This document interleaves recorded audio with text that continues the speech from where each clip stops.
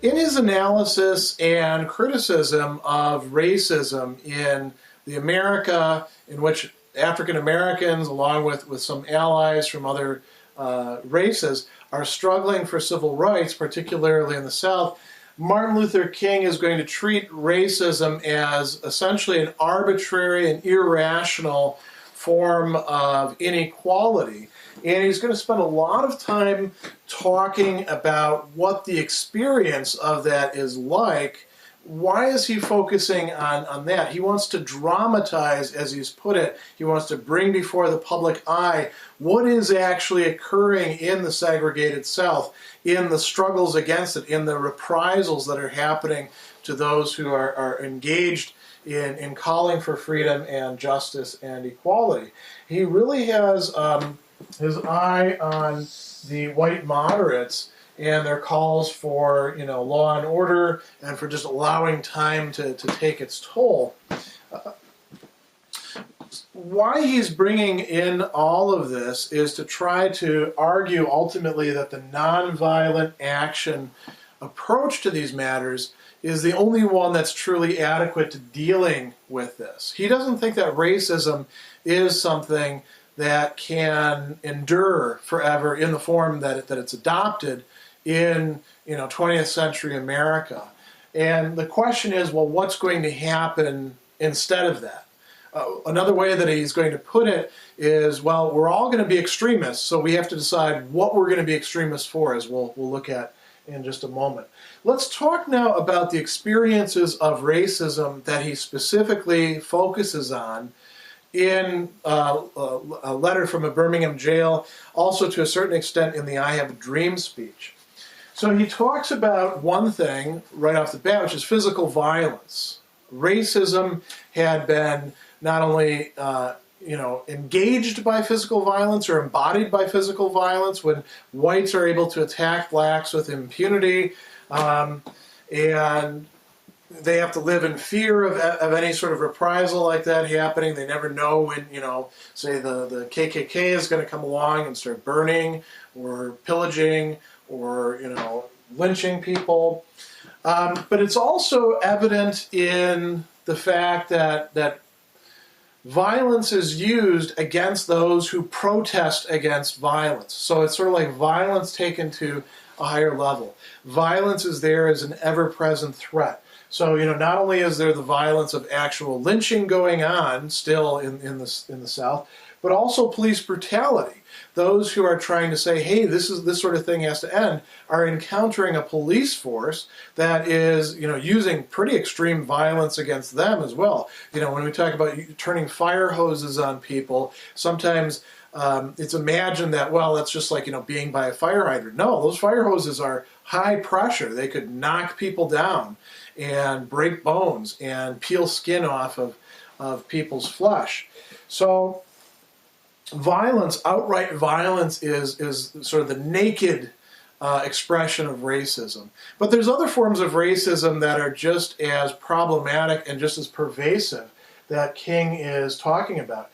He mentions economic forms of racism. He has this phrase, when you see the vast majority of your 20 million Negro brothers smothering in an airtight cage of poverty in the midst of an affluent society. So, that's what makes it particularly galling, the fact that, in the America that he's writing about, there are jobs available, but, the jobs will be reserved for white people.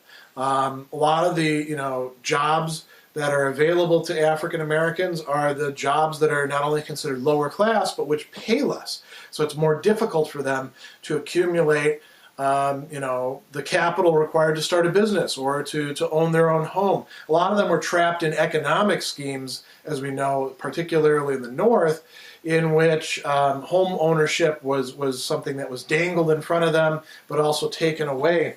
And in the I Have a Dream speech, King will actually talk about this as being a problem of social mobility.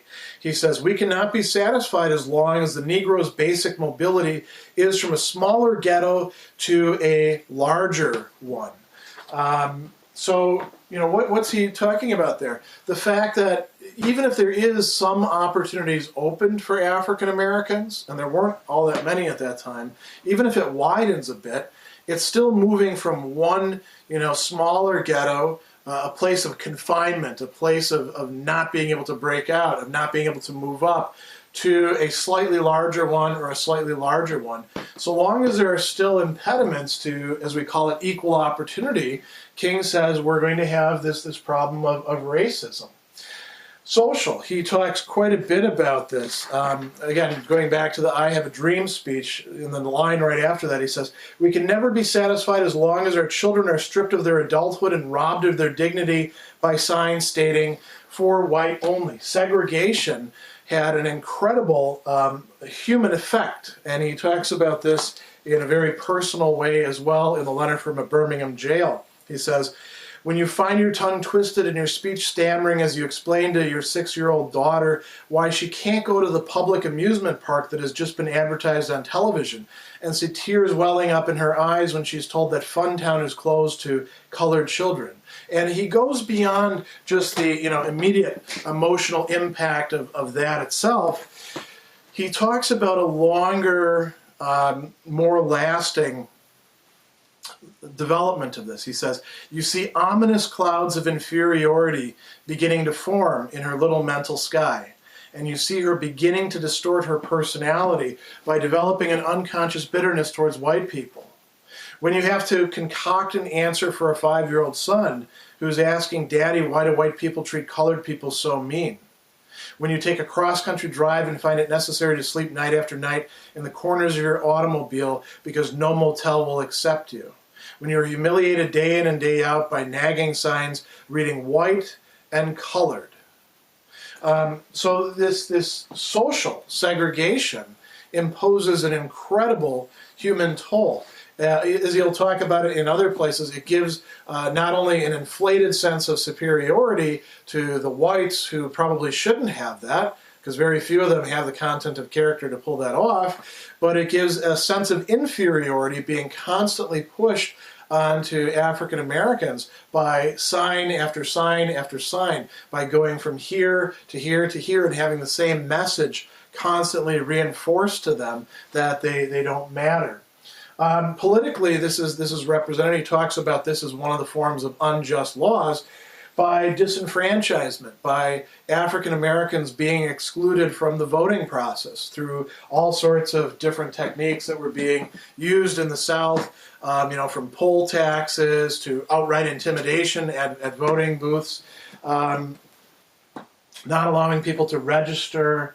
And he says that the outcome of all of this is it has an affective, it has a, you might say, emotional and unconscious, in some cases, effect of causing fears. They never know when, the rioters are going to come through and destroy everything that they've got.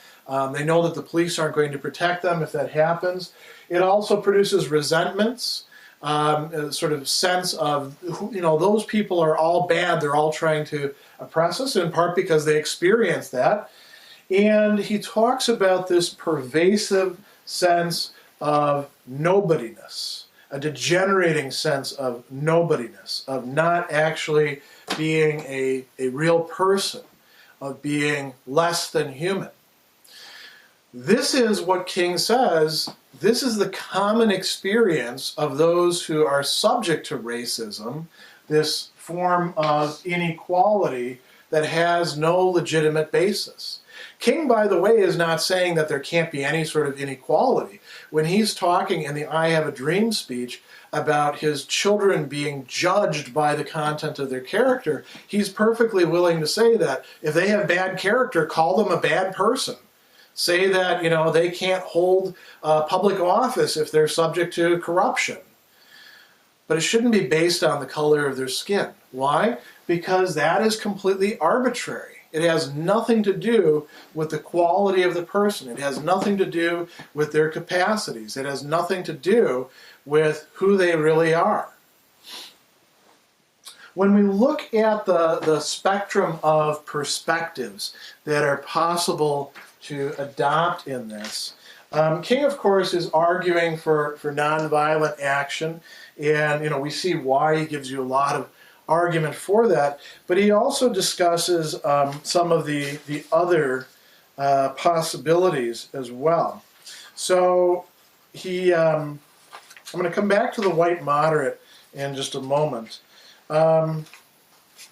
He talks about those within the African American community who are proposing engaging in violent action, in everything ranging from self-defense, getting weapons to protect themselves, organizing something like a militia that would be a response to, say, the KKK, all the way to those who are advocating a kind of domestic terrorism. He would include in there groups like black separatists who are arguing that blacks and whites could never live in an integrated society, that both have to look out for themselves.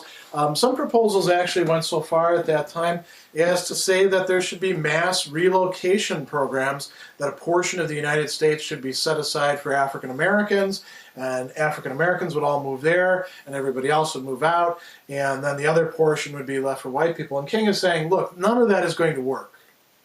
But that's where things are headed if this isn't addressed. Racism is not going to go away by itself, and if you don't go along with nonviolent action to try to address racism and ultimately to eliminate it, then pretty soon this is going to be the alternative that gets seen as the effective one. It won't be just, it won't be loving, but it might be effective for a short time. Probably not all that effective, but to some degree. And it's something that's attractive. And this is actually a struggle that you see going on within the civil rights community. King is the representative of nonviolent action. Other people are the representatives of violent action, of taking reprisals. And what is the source of this? He says that this is a force within the African American community. He says the other force is one of bitterness and hatred. It's expressed in these particular groups, nourished by the Negro's frustration over the continued existence of racial discrimination.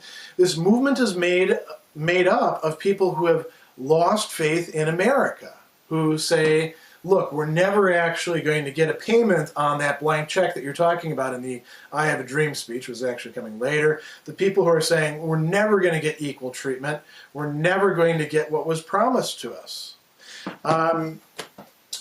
Along with this are the segregationist whites. There are plenty of whites who are saying, hey, we like this system just as it is. Let's not change anything. Let's keep everything in place. And then these two can sort of square off against each other. We also have other possibilities as well. He talks about the forces of African American complacency. Not all African Americans were engaging in violent action or nonviolent action. In fact, many of them were saying, let's not rock the boat. Things are okay, or they could actually get much, much, much, much worse, so let's not actually do anything about it. King talks about these as being made up in part of Negroes who, as a result of long years of oppression, are so drained, I put beaten down here, so drained of self-respect and a sense of somebodyness that they've adjusted to segregation. So some people, that sense of nobodyness comes to be who they are. They come to accept the oppression. They come to accept the economic exploitation as just the way things are going to have to be, and they see no point in trying to struggle against it. There's another group who he says also are engaged in this, and that's the black middle class. He says that a few middle-class Negroes, because of a degree of academic and economic security, and because in some ways they profit by segregation, they've become insensitive to the problems of the masses. So if you can be insulated against the effects of segregation by being part of the power structure, by, say, being a token involved in, say, a university, or, being the one token person in a police force, it becomes very difficult to identify with those who are oppressed and to say, look, they have a legitimate beef. Because if you did that, then you would actually have to give up your privileged position and take a stand for that. But where King is really critical is of the white moderates. Now, why is he so critical of white moderates in this piece? That's an interesting question to ask. And the answer to that is he's not actually going to reach these guys, and he's probably not going to reach these guys, but there is a very strong chance that those reading the letter from a Birmingham jail who fall under the category of white moderates might actually hear his argument and say, you know what, I've been wrong, I have to change my position on all of this stuff at this point in time. So, how does he characterize white moderates? He says that they're too much concerned with law and order.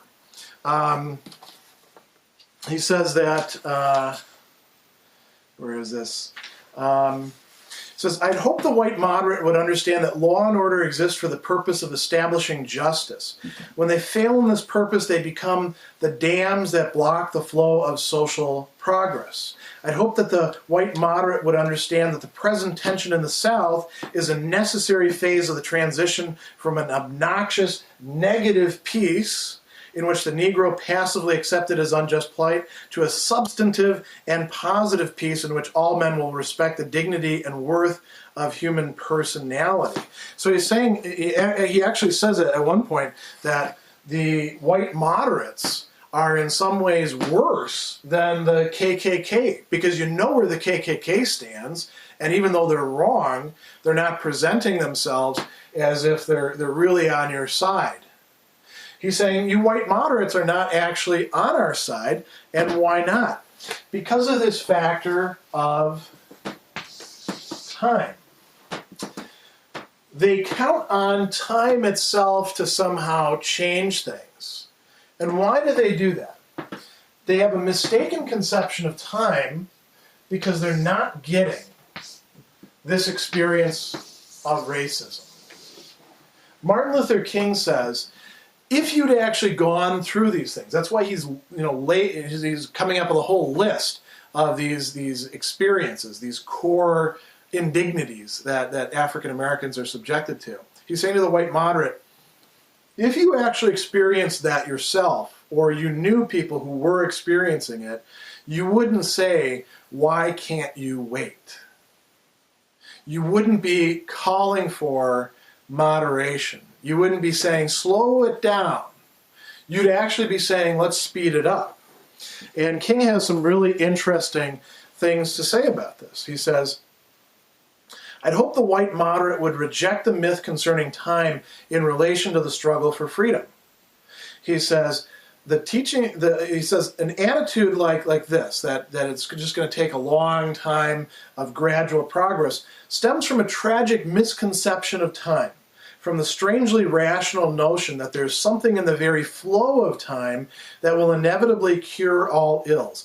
Actually, King says, time itself is neutral. It can be used either destructively or constructively.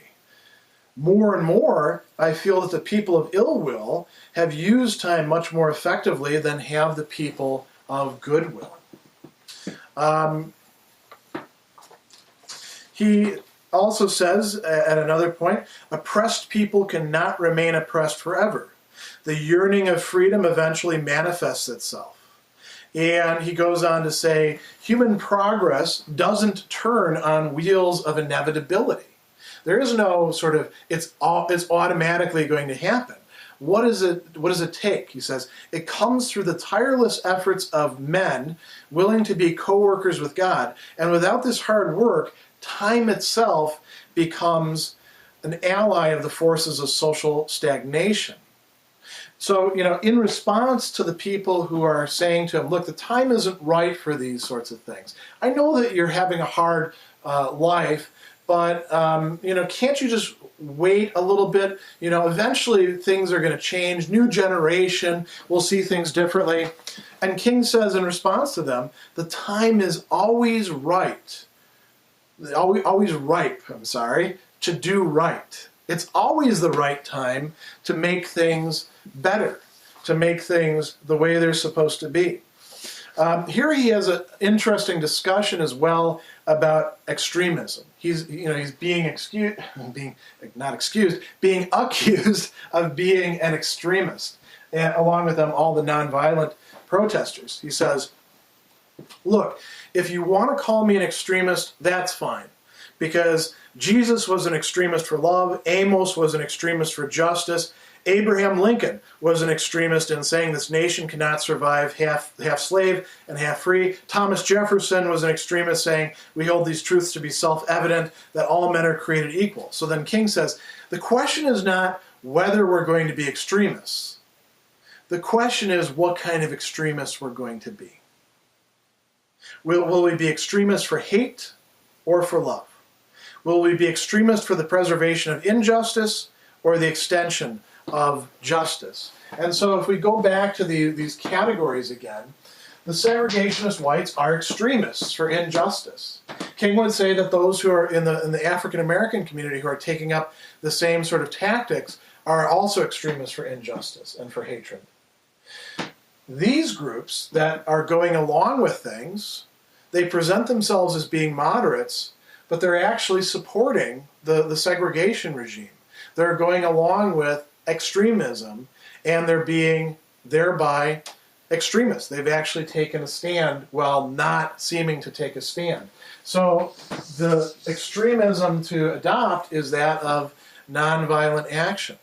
King reminds us that privileged classes don't give up their power. They don't change the inequalities unless people actually work to make them do that. So he's advocating changing the situation of racism through this means.